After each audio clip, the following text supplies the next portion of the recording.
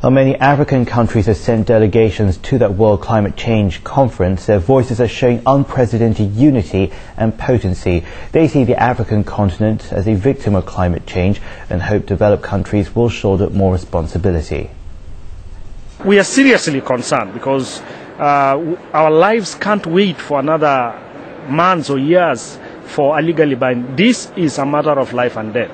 It's about our survival. So one of the things we hope will come out is a legally, internationally binding agreement with quantifiable targets and binding, commitments, especially from the developed countries.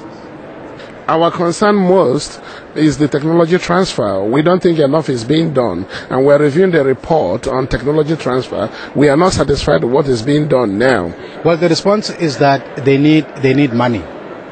Basically, they want the rich countries to be able to finance the poor countries, to be able to adapt and to be able to withstand the repercussions of climate change.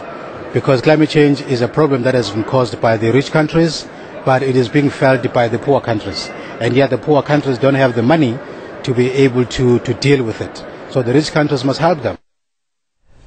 Now, for those poor countries, there's the expectation that the Copenhagen summit could be a major turning point. They hope industrialized nations will agree to help finance their efforts to cut carbon emissions. My colleague Xu Jiayin takes us to the Democratic Republic of Congo to see how it's fighting the impact of global warming. This is where the dream began. A few hours outside the capital, the village of Ibi used to be a home to ancient forests. This is what is left after years of human exploitation. Rain is coming. Oliver Mushiete is advocating the IB project, which is pushing for the planting of more trees. He has isolated an area of 20,000 hectares. Nearly 1/4 of his farm is now covered with trees.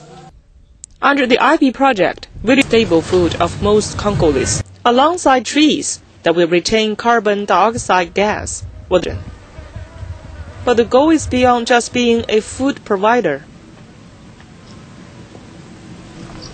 To stock CO2 in the trees, and so that we can be called carbon sink and we can sell carbon credits. Studies show that once matured, the trees in the farm will stock around 200 tons of carbon dioxide. Oliver already has 2 clients signed up. One of them is World Bank's Biocarbon Fund. The organization has said that projects like the IB village in the DR Congo offers a variety of options for the signatories to the Kyoto Protocol to reduce their emissions. They should be taking action at home to reduce emissions, but one thing they can do is also offset some of their emissions through international projects. And this is one case where the investors in the Biocarbon Fund have obligations to reduce emissions. The project not only aims to contribute to saving the planet, but also the daily lives of the village locals. All this place of 20,000 hectares, we have 600 people living, men, women, children, and we organize a school, a little health care center for them. But for now, these local initiatives remain rare in the developing world. Procedures to qualify for commercial carbon stock are complicated. It had to invest around $100,000 before it was qualified to sell its carbon credits.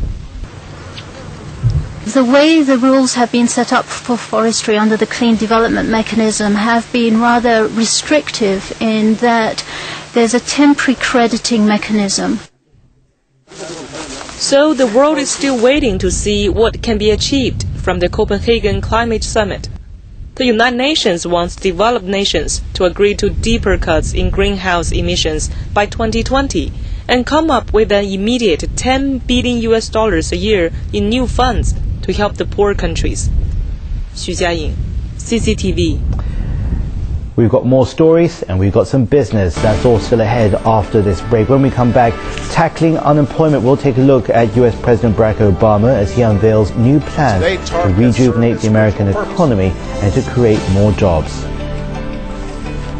And we'll bring you back to Beijing, where we policies are in place for 2010 Central Economic Work Conference.